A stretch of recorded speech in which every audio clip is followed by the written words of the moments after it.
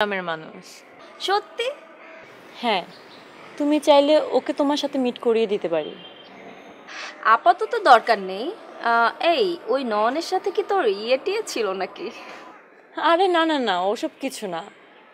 আমাদের ফ্যামিলির সাথে ওদের ফ্যামিলির একটি পারিবারিক সম্পর্ক ছিল।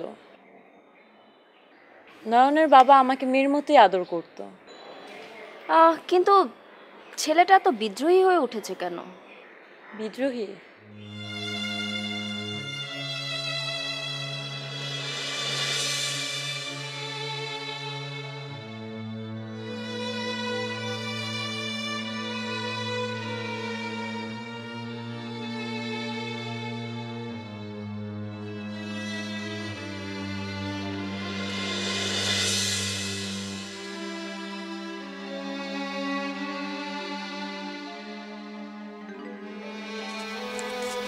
কোন টাকাগুলো দেখ কত হয়েছে।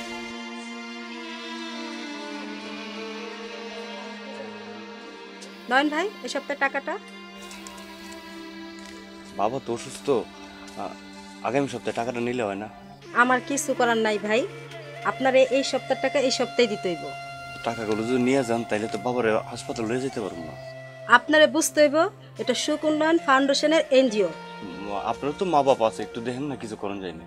বাবার অবস্থা দেখতেছেন না? আপনি যখন টাকা নিয়েছিলেন তখন তার কর নাই যে আপনার বাপে অসুস্থ, টাকা দিতে পারবো না, এটা কইছিলেন? না না, এটা কুমুকে। আপনাকেও কি কোনো দয়া মায়া নাই? একটা মানুষ এমনি মরে যেতেছে, আপনারা টাকা টাকা করতেছেন। এই যে টাকা দে, আপনার টাকা লাগবো না? এই লোন টাকা সব লয়ে যান। আপনার তো বাপ্পা নাই না? এখানে গইনা দেখেন কত আছে, ধরেন। দাঁড়ান, এত অস্থির কেন? না অস্থির আবার কিছু না তো আপা।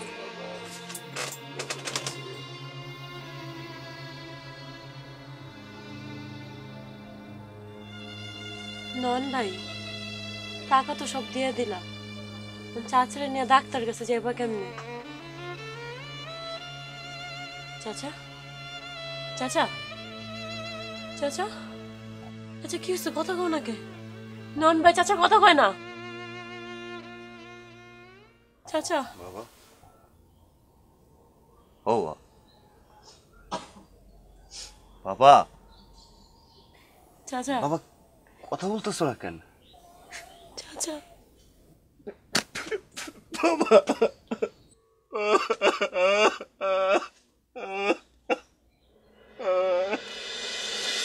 নয়নের নাম্বার আছে? না। ম্যানেজ করে রাখো, আর সুখ উন্নয়ন ফাউন্ডেশনের যেসব নেগেটিভ নিউজ হবে ওগুলো আর্কাইভ করো। সে আবার বলতে হবে না, তো আগের থেকেই করি। Good, very good.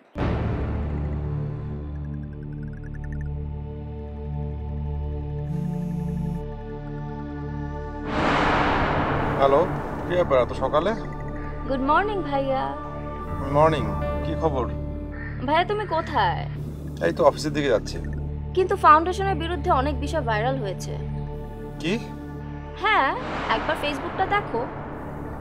ওকে ওকে।